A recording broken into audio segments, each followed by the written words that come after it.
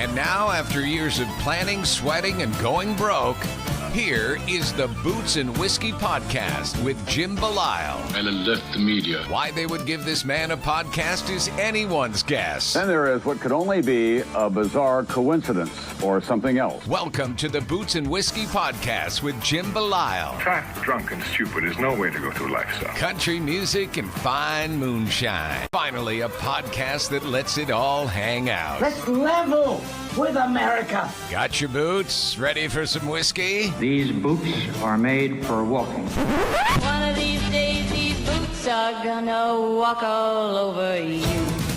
And now, the Boots and Whiskey Podcast with Jim Belisle. Hey everyone, Jim here, Boots and Whiskey Podcast. Welcome to our birthday week episode that we have talked about now for weeks. It is with our friends, as you know now, Treaty Oak Revival is here. We get to see Treaty Oak open their tour, the West Texas Degenerate Tour, here in Worcester earlier in February. Big thank you for those guys for having us out. Thank you for the DCU Center for having us out. Amy, John, everybody over there at the DCU Center, absolute class acts, some of my favorite people in the entire world. Thank you for having us. What do we say about this episode before we get started? I don't think anything. I will say this, right? There are some things in this episode that I wasn't expecting. And there are things in this episode that I was happy to hear and be a part of. It's just a fun episode. There's a lot of, if you know anything about Treaty Oak, there's a lot of crazy, right? And this episode does not disappoint. And not crazy in a bad sense, but crazy in like a good time. You get what you get, and this is what you're getting. So that's it, guys. A big thank you to everybody to make this happen. It means the world to me that this is my birthday episode. And that's it. I hope you enjoy. I don't want to say too much. I want you to enjoy this episode.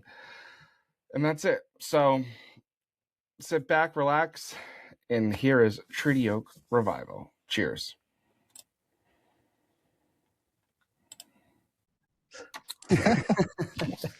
So, gentlemen, welcome to the podcast. This for me is a huge honor. I'm not gonna pull punches. You guys are my favorite band that is currently in existence. Man, appreciate that. Appreciate it, yeah. So again, thank you for having me out to kick the tour off. First of all, I mean, what a hell of a night. Yeah. It's been 6 wild nights. That's all I know. We're only 6 days in, pretty much. For the level of energy you guys put in a show, right? How much does it really take out of you after? Man, I don't know. It's for me. It's like I'm pretty hyped up until about 2 a.m. Yeah. after the show, and then I can go to sleep once the bus starts rolling, and I start getting tired. But I have plenty of energy, so I'm ready to go again the next night. So now, has it always been that way? Have your shows always been that intense, like from the jump? Well, Lance, you should have seen when we just started playing little bars in Odessa, just standing there. Yeah. The first couple shows, the first show my dad came to, he texted me after and he was like, "Are y'all going to move like at all?" I was like, "Are we supposed to?" I was like, "But we are so scared up on that stage right now." I was like, "We're trying to remember all the chords to the songs." And it was also 3-hour sets, so those were different, longer ones as well, where it was just we're pretty much cover sets. Yeah. Now, when you guys first start, like, did you guys know each other going in, or did somebody have an idea to, hey, let's put a band together? Like, how did that all kind of come to be?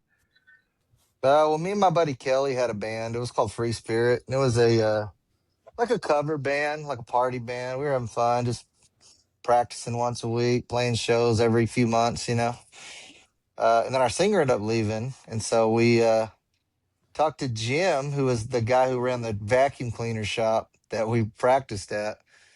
he just said, "Hey man, I got a guy, and he wants to join a band or start a band." And we're like, "Well, hell, bring him on. We don't have anything to lose." So Sam shows up and starts playing some covers, and we're like, "Yeah, this is kind of cool." He's got like a country voice, and we were like an alternative, like classic rock type band. And so, it was at that point we were like, well, I guess we're switching to country now. And so, at that point, and he started playing some of his original music, and that's when we were just like, oh man, this is amazing. Like, we've never experienced anything like this, like live. Like, here's a guy who just comes into your shop and just plays some of the greatest songs you've ever heard written. Yeah. And so, shortly after that, we practiced for like a week or something. And so I'd hit up Lance. He's my nephew. I was like, "Hey, you're out of college. You want to come jam and play music with us on Wednesday nights?" He said, "Hell yeah!" Like, Yeah. show up. So that's kind of how it all kind of started. Just some friends, some family, just getting together and playing music. Really. Yeah. Now, at what point do you guys decide to take it like serious, right, and become Treaty Oak? I don't know. What do you think, Lance? I mean, I guess like I would say the point we started to like take it seriously would have probably been, kind of, even maybe the level of seriousness changed as it went on. But I mean, I would say early on, by the time we kind of decided, hey, do we want to be a real band instead of just a bar band, Right. cover band, making that decision, we're like, okay, well, if we're going to be a real band, we need to continue writing Real songs. Right. At that point, we had part of Boomtown and like part of Ode to Bourbon. I think at that point, we had like a verse and a chorus. So it's like, we kind of had the general idea of some of these songs. We're like, okay, let's, continue writing. So I think, probably, early 2020, I would say is probably more or less late 2019. Yeah. Heck, even I guess by late 2019, we'd already come up with the band name. Yeah. So I mean, even 2019, I'd say is when we started taking it seriously of, wanting to continue to write. And then, we probably finished writing the record sometime mid 2020. 20. That was early to mid. We had some time off, That was when I was trying to figure out, we live in the middle of West Texas, where in the heck do we even go to record? Right. There was like one recording studio that I had kind of heard of that was supposed to be nice out in West Texas, but then they didn't really exist anymore, kind of. And so it was okay, well, we go up to Lubbock now. And so then it was like, well, if we go to Lubbock, that's a 2-hour drive there and back. And so trying to record all that while we all have, full-time jobs and everything else, that was another thing. So we're trying to find something, local if we could. And that's where we ended up, meeting Zach on Facebook and talking to him and going over. He had a little studio over at his house in Odessa. Switchblade Studios. Switchblade Studios. It's good stuff. And so, I mean, we recorded that record in his living room. I mean, no vacancy. And so that was just an exciting time of, getting going and trying to figure out, and I think at that point, all of it, we were taking, seriously and realizing that, if we're going to do this, you kind of have to. You can't just lollygag around or, No. I mean, maybe you can and you can get really lucky, but, also the work you put into it, I think, gives example to, what you get out of it. Yeah, we'd never recorded anything before. Like none of us. Lance probably did a little bit, maybe. But I mean, that was like at my dad's home. Yeah. I had home studio experience as well. This was just different. We were just like, wait, how many times I got to play that solo, or like how many times I got to play that part? Yeah. And it ended up working, and you just keep going. You never give up, and you just want it to. Like we all had, families and jobs, and so it was one of those things. Like once we started taking it serious, it was like, you started thinking like, how am I ever gonna, make enough money to support my family and go on tour and do all these amazing things that you want to do as a musician. Yeah. But you just kind of put it all up in the air and just dive in head first, and you'll figure it out along the way. Now, yeah, absolutely. Now, when you guys are recording No Vacancy, is there ever a moment that you're like, hey, we're on to something here, or does that not come until, maybe Have a Nice Day comes out? No, I knew from the songs when I heard them that it was going to be something, and you show it to your friends, and they're like, wow, this is amazing, but you don't know if your friends are going to tell you the truth. Right. We sent it to some other people, and they were just like local radio guys, and they were just like, yeah, I mean, it's all right. I don't know what I'm going to do with it. Like, what do you want me to do? And we're like, nothing, just listen to it and let us know what you think. And they were just like, it's okay, I guess. And I was like, I guess you're hearing something different than I'm hearing. So I don't know. Yeah. But I loved it from day one, like the song from day one. I knew it could be something if we worked hard enough and played our cards right. And of course, there's always a little luck in it too. Right. It's just, I might be a little biased. Actually, I'm probably a lot biased. But like to me, you guys are like 3 for 3, right? Like, oh hey, appreciate that. We're trying. How you put out 3 albums with no skips on anything is just fucking unbelievable to me. But I think I said it to you guys when I saw you in Worcester. Like, I drove to Maryland to see you for the first time because I was at the time the closest show that was booked. Mohegan Sun had been booked like after that and all that. I wanted to see a Treaty Oak. I didn't want to see you guys open for anybody. I wanted to get my ass kicked for an hour and a half. You know what I mean? Not just 45 minutes. And yeah, we got our ass kicked too a lot. Now, so No Vacancy comes out, and then when you guys get on the road or push that album, how much time does it take for you to realize, oh shit, we can maybe stop working day jobs, stop, doing that stuff and focus on this 100%? Wow. That would have been, really, because, it was 2023 before any of us left our jobs. Yeah, it was like I think it was after, it was right around the time Hand came out, I think. Yeah. Was when we all started to leave our jobs. Yeah, okay, so actually that would have been. I think it was, yeah. Late 2023, early 2024 then. So yeah, really, we haven't been out of the workforce no, not that long. We're coming up, I guess, now on 3 years. Yeah, it's been like almost 3, like 2.5 for me. I think. And even in that, 2023, that was kind of staggered on, kind of when we all left our jobs, based on like, I was one of the last to leave, but mostly because like my job was just the most flexible of like time. Like, my job was doing like remote IT work, and theirs was like being at a company in Midland, Odessa. Bosses know when you're there or when you're not. Yeah. I could leave on Fridays every once in a while and no one would know anything or care. So for these guys, they had to actually leave their job a little earlier than me. But I think Sam just kind of stopped showing up to work. Yeah, Sam. Yeah, for him, it was something like that. Of like, I remember his old boss not will come long out before he left. He was like, my boss told me I don't have any more sick days, but I'm gonna keep going to those Friday shows if we got them. And we were like, yeah. He's like, I don't care. He's like, I don't really care. He's I like, get it. Fire me. I'll go get another job. We're like, all right, man, sounds good. Like, as long as you can make it to the show. Yeah, it was fun to see. Like, first time I ever noticed people singing our songs back. So I think either Schrader Hall or whatever, or that Angleton show where we played that little bar. I think, yeah. And I was like, hey, people are singing our songs. It's either of those two shows, which that was like early on as well. Like, that was a crazy thing to just like, for us, for especially like that Angleton and Trader, both of those are south. We drove like 6 to 8 hours for shows. It's like, this is, not local or regional anymore. It's getting out there. Yeah, 100%. Yeah, so to have someone on the complete other side of the state, and not just someone, but multiple people, sing along to the songs you wrote, like, that's crazy. And then, it wasn't, a year or two later that we were playing, in at not where it's where it's in Green Hall.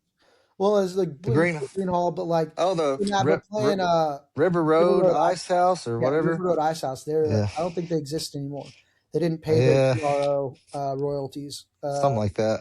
But playing there, like I remember, we were playing for 100 people, maybe 150 people, and like having them consistently show up to that venue and show up to our shows and sing along to these songs was like crazy. And I remember Eli, our manager, kind of talking to us like not long after that and being kind of like, guys, if we can go sell 150 tickets, in the middle of New Braunfels, on a Thursday night or Friday night or whatever it was, it's not really much of a college town. It wasn't really a whole thing that was fitting a lot of the stuff that, we saw, metrics at. So it was kind of like, that was when Eli, was kind of speaking more into, hey guys, like, let's, we kind of maybe have something here to, be a little more serious with. It's kind of another one of those step up moments being like, hey, do y'all want to take this a little more seriously? I think that was the show where there was like a girl fight in the bathroom and someone ripped the sink off the wall. It was one of the shows at River Road. I don't know which one, but one. I don't remember which one. I was like, we were literally like ending the very first song, and then just bust out of the bathroom. It was like saloon doors opening up, like a cop, two girls, like. Oh yeah. And then like we're all like, well, hey, don't fight a show. Well, we made a joke, and then we found out like midway through the show, it was like, no, they ripped the sink off the wall. Like, it's right. Crazy. Now, we talk about it, and like, anybody that has the internet that follows country music in any way knows how rowdy the shows can be, right? Has it ever gotten to a point where, the promoter or the venue itself was like, you guys aren't coming back yet? Oh, we've been yelled at. Yeah. It's never gotten to the point of you're never coming back here. It's almost gotten to that point. It's just like, hey, we don't want to come here. We apologize and offer for anything that was damaged. And then they come back and they're like, okay, actually nothing was damaged. And we're like, okay, cool. Thank you. Right. And so but yeah, no, we've been, close to the closest I would say like recently we were playing a festival up in the Northeast by the ocean. Oh yeah. And the production manager for that festival was not aware that our shows get a little rowdy, and some things get thrown, and he comes up to our tour manager like, not 20 minutes before we go on, like during changeover, and he's like, I heard you guys like you throw alcohol on stage, like you throw water and alcohol on stage, and Blake was like, well, he's like, we're not going to throw anything. Like, we're not going to, he's like, okay, but he's like, your fans throw stuff? He's like, they might. They definitely will. Like, they might. I was like, we can't guarantee that they will or won't, but I was like, we can guarantee you that we won't throw anything. Like, we're not going to throw anything. Yeah. And it's always at those places, which, really for festivals like that, we really kind of aren't throwing anything just because it's not really our show. So it doesn't, we're not trying to, we're not trying to go. You don't want to piss everybody off. Yeah, exactly. Because but it's like, so it's just trying to work within those, those weird. I was at Ocean City for Country Calling, and I knew what was coming. That was it. That was the festival. That was the show. Because I was like, you know what? I'm going to stand right at the soundboard. I was, right against the rail at the soundboard, and I was like, this is going to be the perfect spot, right? And just as you said, it was literally probably 20 minutes before you guys came on stage, because they were passing out waters to everybody because it was so fucking hot and everybody was so crammed together. Oh, yeah. And they were like, no more water, no more water, no more water. And I was like, that's because they know that the shit's getting hot. It's getting up on stage. At that point, they started to realize. Well, then it was like, we're like, well, we can't control the crowd. Like, if they we can't, we're not going to say anything. Right. Like, we didn't tell them to throw anything. We didn't. We didn't incite. We don't incite anything. It was just like a lot of festivals. But man, that production manager was standing on stage, ready to just he's ready to pull the plug on us. He was like, he's like, I will, and we were like, okay, and then we made it through the set just fine. No plugs were pulled. Nope. And I think, we always do. I think they kind of over excited it in their heads of how crazy. And not to say that it can't kind of get crazy sometimes, but that show was definitely not by any means like an absolutely like insane. Like it was a great show. Yeah, it Great was. show, like great crowd, everything. But like I mean like if you want to say that like it could have been way worse, it could have been. Oh yeah. You know, Now, obviously. what is it about a song like Boomtown that shit like that happens? Like, how does, like, yeah, every band has their songs, right? Like, Yeah. Boomtown, Ode to Bourbon is like what you guys are known for, right? Like, all the other songs are great if you're a fan and all that and like really listen. But like passive fans, those are the two songs they know, right? What do you think it is that connects with people most about those songs? I don't know, just experiences, I guess. Like just those work experience. A lot of people have the same experience that Sam did, especially being in the oil field. Like sitting in a trailer, drinking, getting drunk, fucking showing up to work drunk. Like it just I don't know. And then the song starts with a bass drum just kick, and then Sam starts getting the crowd riled up and just say, "Let's rage." Yeah. And then everybody just goes, "Oh shit!" Yeah, I don't even remember how it started. exactly, Really, I don't really know remember Boomtown exactly. was like the choice song. Yeah, I don't remember. For I just kind of our shows, Sam kind of every once in a while, from the beginning. It's not like the entire show he's just up there slinging beers and going No, nuts. there's Like, certain like parts. from the beginning of our show, it would be like maybe 2, 3 maximum times that he would do like a beer shower at a show. Like, and so they really weren't like, it was a thing that would happen, but it wasn't like, oh, this happens the whole show or every song or, or on these specific songs. It was just completely random based on just the vibes of the show that night, kind of at its body point, kind of that's when he'd let loose and go. And then when we were on tour with Co back in 2024, we were in Washington, D.C. And right up there. It was the third or fourth show. It was the last show of that run. I think the fourth show of the week. And it was a Saturday.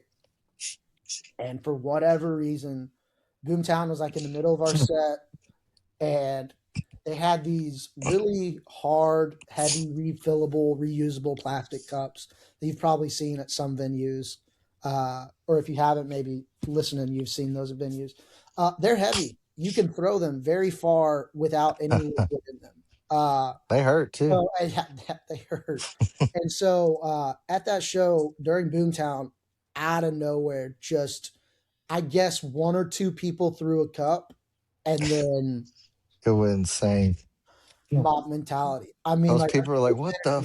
He's got a video standing behind stage in slow motion where it's just like, damn. I mean, they get those cup snakes, and they hurt. Just like, like, what is happening? What's going on? We don't know why they decided to throw, and then video of that circulated, and then next thing you know, kind of on that tour since then, all last year, Boomtown has just kind of been the song that they're like, all right, let's let loose. And I mean, hey, let's let loose for one song, right? And then let's get back to I'll stand in the back of the stage for one song. Yeah. Now, let me ask you this, right? Seeing you said it, in a situation like that where you are the opening act and all that, like, does Coast team come to you and be like, "What the fuck"? They were confused like we were, and they were like, we're like, sorry, and they're like, man, it wasn't y'all. Like, they're like, does that happen? And like, because they'd seen like, no. the previous 3 nights, and they were like, I know people kind of like throw cups because I mean, like, I think there was like maybe 10 cups on stage by the end of our shows, like with Co. So it was like nothing. Right. And then like all of a sudden after that just like became the song. Like, it was one of those things where it's like, it's not in our control anymore. Like, we don't get to decide, what that one is like. That is completely fan owned. We had to tell the venues that we're playing at, like, because they sell bottles and cans at our shows. Oh, and I remember we played one time in Corpus Christi. We kept getting hit with like full cans of beer. Jesus. Yeah. And so we had to start telling the venues, hey, like, lightweight, like cups that can only travel so far. So they started making these big cup snakes, basically, so they could get some weight into it and really just chunk them at us. And sometimes, we'll be getting hit with those, and I don't really notice it until afterwards. But They're like, you just got nailed with a cup snake. I was like, oh, okay. I didn't Yeah, well, notice. half the time too, like you don't even know what you got. You get hit, and then you kind of like look around, and you can't tell what you just got. I don't know what that was. And then like it was middle Ode to Bourbon. I'm playing like the down verse, and it's just we had Lucas from the band Laredo up this last week, and he was singing that first verse these last 3 nights, and I'm playing in the middle of that, and I look up and I see like cans fly by Lucas and I'm like, or not cans, cups fly by Lucas, and then next thing I know, just like, and I was like, I'm playing. I was like, where'd that even come from? I'm like, what? It's like then you're looking back up at the sky again, like trying to find every cup flying in the air. Like that's Boomtown. Boomtown is just this like the whole time while you're playing, trees dodging. Good thing they're easy chords. Yeah, yeah. You don't have to listen to the guitar to play for me. But yeah, you're just like dodging, which hey is interesting. It's all good. It's fun. I love it. Yeah, I love it. I love it for it's maybe if it wasn't the entire show, but really, it's basically it's kind of like Boomtown basically, and then I think just by that point, people just get pissed off that 1 or 2 cups is being thrown, so they throw it back and they throw it forward and they throw it back. So then just it's never ending of like 12 cups that are just going back and forth between the audience. Yeah, there's just crazy stuff. And it's funny because I've seen hundreds and hundreds of shows. We doing this, you listen to everybody, right? And and I said it to Sam the other night and I know this is gonna sound dramatic, and because I feel like it's dramatic, right? But I'm gonna tell you guys while I'm sitting here with you that if it wasn't for Have a Nice Day last year, I don't know if I would have survived the year, because every single one of those songs was like, it just hit the right notes for me, right? Like, I went through some shit last year that I wouldn't wish on my worst enemy, right? And that album helped me get through a lot of days. So we hear that a lot, actually, yeah. So we appreciate y'all. We appreciate the fans and everybody who really resonates and connects with every song and every album. And it's just one of those things, man. We have the best fans in the world, and it keeps growing. And I hope it keeps on the same trajectory it's been for the last 5 years. But if it wasn't for y'all and our fans, we wouldn't even be here. So. With me saying that, I think about that album. I think about this last one, West Texas Degenerate, and it's like I see kids in your crowds right now. The couple of times I've seen you that are like 17, 18, 19 years old that haven't been through life, and it's like I'm like, I want to hug you if you can understand what these lyrics mean to what I mean, like what has happened in your short time. Well, I think it's interesting, because we know, I mean, now it's like growing up, when we were 16, 17, 18, that heartbreak was the biggest heartbreak in the world. Right. Yeah. Girlfriend heartbreak was the worst. It's interesting how I think not only these songs will evolve with us and have evolved with, our audience, but just that like these songs, whether or not the level, and you can never quantify the level of, grief or anything else that anyone has, but just like that at the age, for something that, at the time, as an adult, you may look at it like, hey, it's not that serious. But like, when you're young, it is that serious and it is that real. Yeah.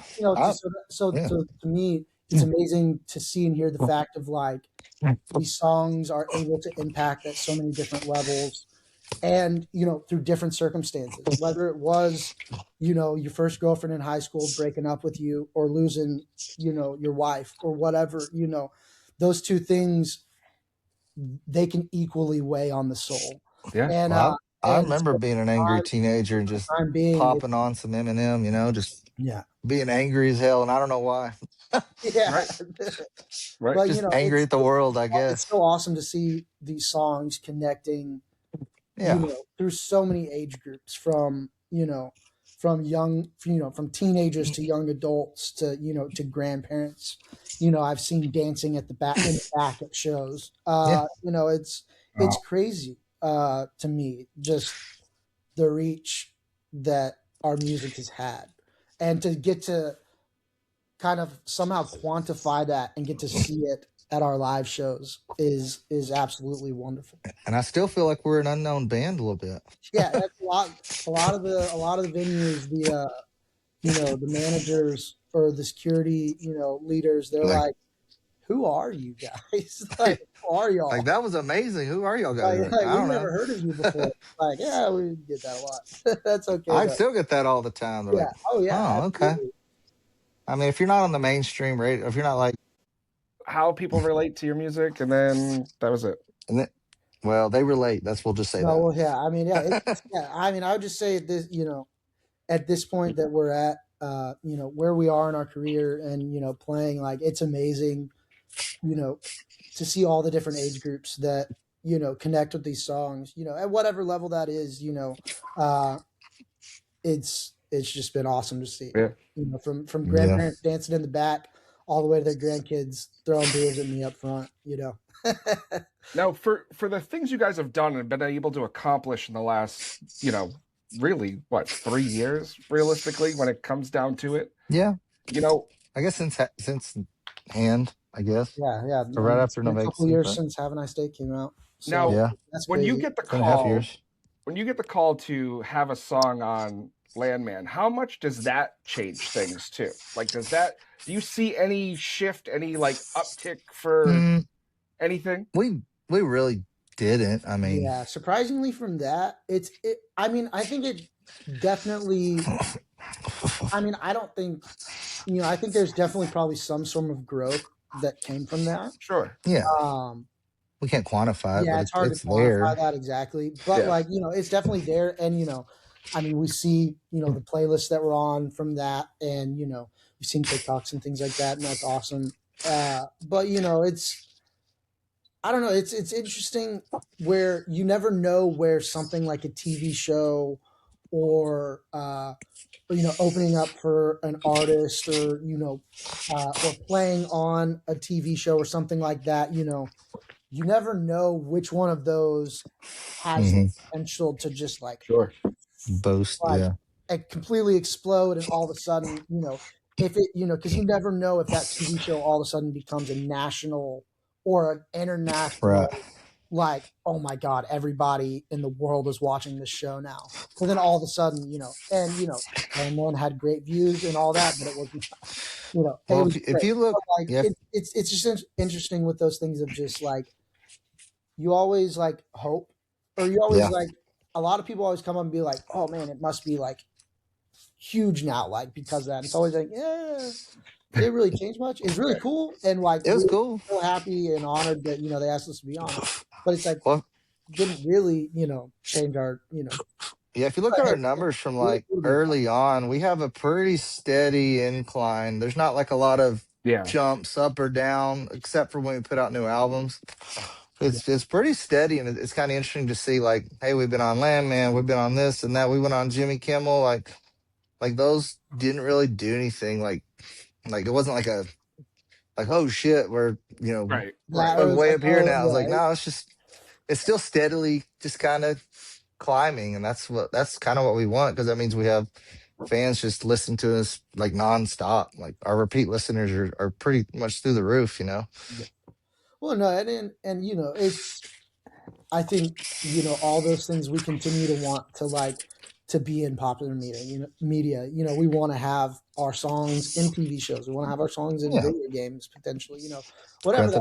Just because, I mean, dude, how cool is that? Like, we all know how it was, like, growing up playing video games and hearing some of our favorite bands in those albums and records and soundtracks. We definitely want to continue to be a part of that and do it. But I think for us, we don't necessarily look at it as like, all right, this is going to be our big break, or that's going to be our big break. We just look at it as like, these are great, like, continual stepping stones for us to, like, continue to put ourselves out there. And because, I mean, like we kind of said earlier, I mean, we still, to a majority of the world, we are relatively unknown. Right. I mean, if you go ask 100 people on the street, who we are, the most of them, their first response is going to be, huh? What'd you say?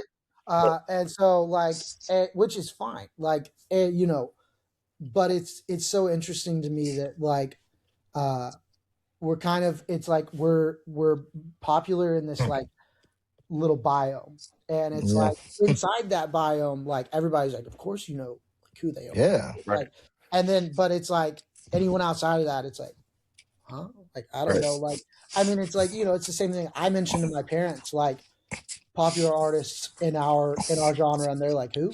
Right. And it's like, but I'm like, what do you mean you don't know who Wetzel is? I'm like, he's like, it's, you know, all this stuff, and it's like all these other artists, and they're like, no, like I just don't really listen to like, you know, Yeah. that. It's like, oh yeah, and it's like that's the reality of like the world, where it's like, you know, most people, it's just like, and I'm, you know, we're all guilty of it ourselves, of kind of just getting stuck in with like, I've been listening to the same 10 bands for the last 20 years. That's me.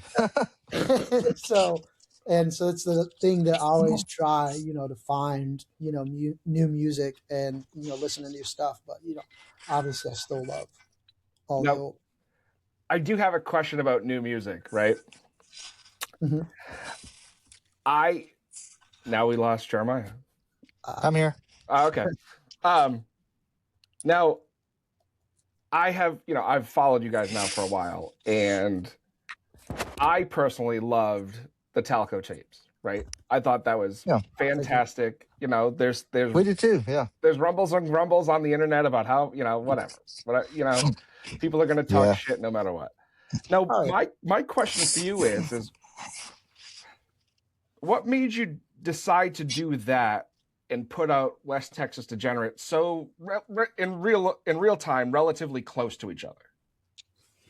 Well, Talco was just a project, you know. We just kind of wanted to show people like, hey, we can do a more traditional, like acoustic-y, bluegrassy type of feel, and it, you know, it's we can like take our songs and reimagine them into something different. Yeah. You know, and still be cool. We got some slide players and keys, and we even had some organ and stuff like that on some songs and some fiddle. But, you know, we loved it. We liked doing the whole videography side of it, awesome. and getting in a room together and playing the song 3 or 4 times until we get the take we want.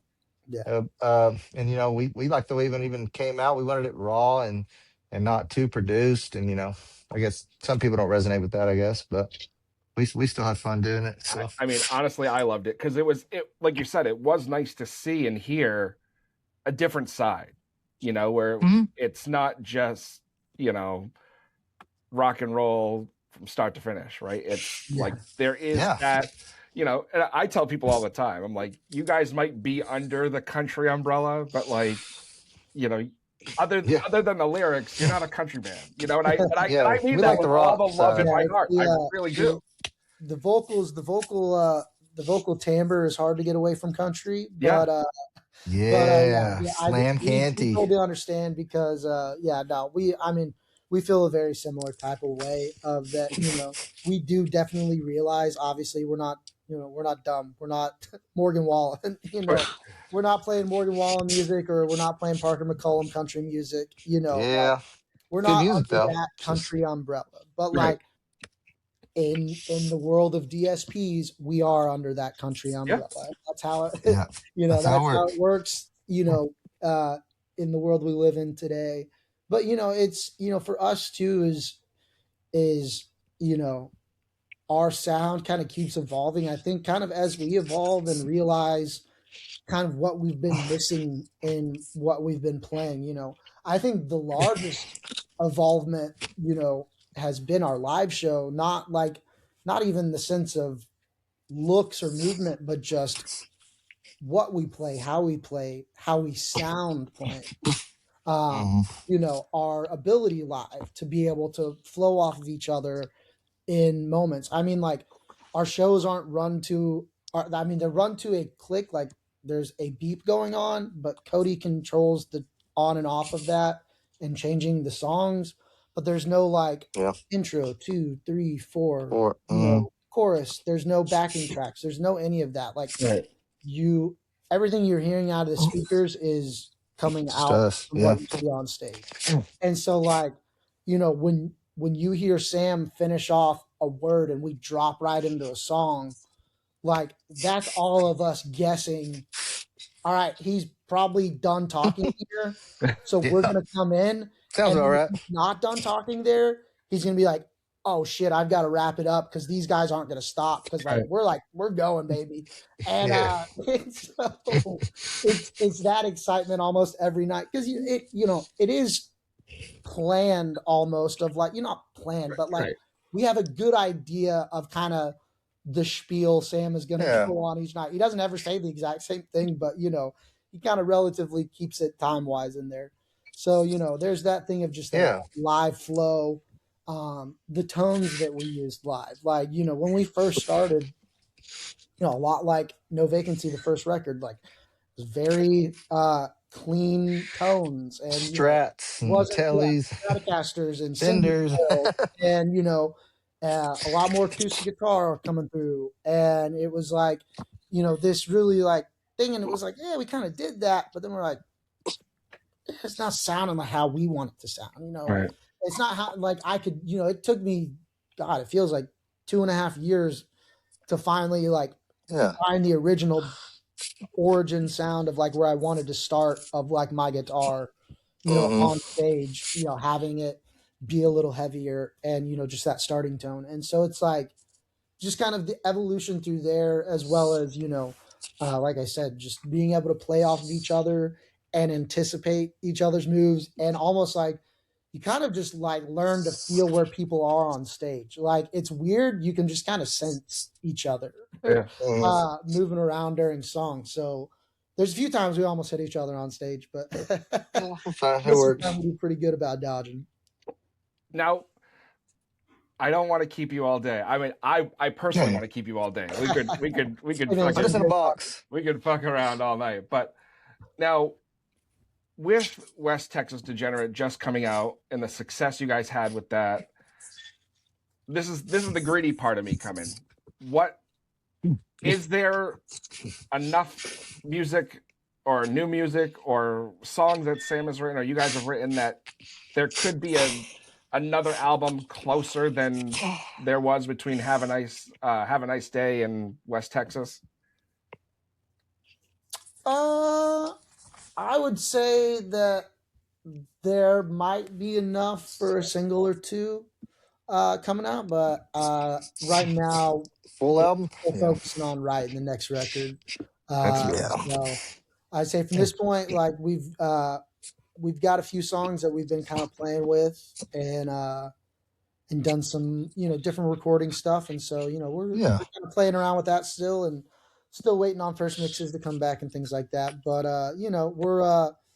we're playing and trying to figure out. We're just getting back out on the road and everything this year, so trying to figure out what it looks like. Yeah, I think it's important to let songs live in your mind for a while. Like you write something, and then you start writing parts for it, and you're like, "Oh, that sounds really good," and then like a month later, you're like, "But I kind of want to do something different." And you just kind of let it live and breathe for a while, and then it evolves into something completely different by the end. I mean, it's happened to several songs of ours before. Yeah. Like Sunflower was a whole different song. Oh. We had it done, ready to go, and then we're like, man, Oh. there's something about the song that's just not clicking right, Yeah. And so you just kind of go back and you just reimagine it, and you're like, oh, well, this is like way better, Yeah. Like we still have the original Sunflower, if we ever decide to put it out there one day, but it's a different feel for sure. And I think it was a good change for sure. So Nice. Yeah, no, that's a large thing for us is like we're not really like hey, let's go write and record a song in the same day. We've done it before and we can do it, but it's we can do it. For us, there's a lot of times we're sitting on something, we end up coming back and being like, oh man, like I could have done that part instead, or I could have played it like this. And and for a lot of that you kind of see reflected in like the live versions of how we play, songs off of No Vacancy. More or less when we got to Have a Nice Day, that was a lot closer to us figuring out kind of more the sound that we wanted to have. It still wasn't fully there yet for us, as it is now. But, at that time, there's not as much as a difference between the sound of, Have a Nice Day songs live and to the record there's a slight, but then versus yeah, there are a lot, and not all of them, but some of the songs are a lot heavier from Have a Nice or from No Vacancy versus Have a Nice Day. Just listening when I go back every once in a while, I'll hear one of the songs from the first record, and I'm like, it was that light. Like I thought it was heavier than that, and I go back, whoa! I'm like, no, that one was like there's barely any distortion on those guitars. It was a whole nother vibe. But that's the fun part of evolution and everything, just growing and changing. And it's like, you can still see the through line from No Vacancy to West Texas Degenerate of, it's still us, from here to there, but there's growth and there's differences, right. Now, and people enjoy it. With you guys being three albums in and all that, do you have a favorite song that either you play all the time or don't play very often, or it's a B-side more or less? Like what is your favorite not popular Tritiyoke song? I like Close Encounter, Haunted House. I mean, oh yeah, those are Close Encounter is one I really enjoy. tells a good story. That one was definitely more of a B-side. I think. Nice. From that. Where you were going at first with the question, I had another answer in mind, but based on the question, probably Close Encounters. Which hey. Nice. My favorite song to play though is either Ode to Bourbon or See You in Court. Yeah, I was gonna say my favorite, is probably See You in Court. That was my favorite song to play. It's just fun. I just love the vibe of it. I know we started playing Leaving Hell again today or soon too. So Leaving Hell is really fun to play live. We haven't played it live in a while. Yeah, we really didn't play it at all. Maybe less than 5 times last year. Yeah. And so we start playing. I'm like, shit, what do I play there? Like, oh yeah, okay, I remember now. Yeah, no, that's a fun one. It's a great one. Now we have the whole production behind us with the video wall and everything.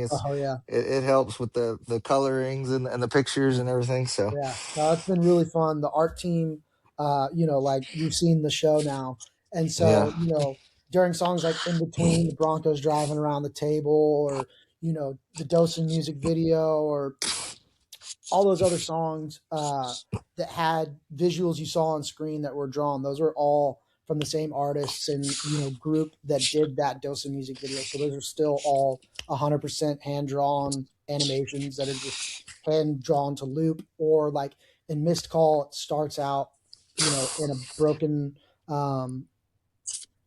telephone booth, and then it's just this big zoom out until you finally get, and then come to the show and you'll see what it zooms out to. Yeah, we've got a good team. Paige leads the art department, the creative department, and she does a great job at it. And she's found some of the right people to help us bring these visuals to life for sure, and we love it. So, yeah, you guys have a great team, and it's been, I have dealt with bands and artists that are at your level, and higher and lower and all this, but like you guys, like it's been like dealing with real people, which is for somebody like me is nice, because it's like, you guys don't need to be on this podcast, right? Like at all. Yeah, we like being on this podcast, but like here you are. Like for me, it's like it's a treat, right? Like, and it's we're happy to be here. And this is going to be my birthday episode too, so it's happy birthday, man! So this is going to come out that Monday, the 1st or 2nd of March, and my birthday's the 4th, we'll be off tour, so we'll be home. If I could follow you guys around the country like I used to do with other bands in my 20s, I would do it in a heartbeat. Oh yeah, but well, we'll have you back to another show at some point, wherever you want to do, man. Absolutely. Well, guys, I want to take up too much of your time. Again, like I said, I appreciate the time you've given, and it's been a blast, and we'll do this again if you guys are up for it, and because trust me, Part 3's coming soon. All right, Part 3. I have way more. Yeah, right. I have way more shit we could talk about, but good luck the rest of the tour, and again, thanks for everything you guys have done for me. It's really meant the world. No, I appreciate you, man. Appreciate it, Jim. Thanks for having us on. Anytime, guys. Peace out. See ya. Bye. Well, there you have it, everybody. Our conversation with Treaty Oak Revival again. Jeremiah and Lance, thank you so much for coming on and just shooting the shit, guys. It was a lot of fun, and you gave us a lot of insight about the band and how everything is and how everything came to be, and it was just a lot of fun. So thank you for that. Thank you, everybody, for tuning in today. Again, thank you for joining us on our birthday celebration. That's it. We got things coming up all the time. Just stay tuned and watch for it. But thanks for being here. We really, really, really appreciate it. Without you guys, there is no show. So till next time, we will be back next week with Struggle Jennings. Hopefully we'll have some things to report on that once it's released. But if not, we hope you enjoy these episodes, and we got some cool shit coming. And that's really it, guys. So thank you so much again for being here. It means the world to me. Until next week, be good to each other, and keep those boots on the ground and the whiskey in the glass. Cheers.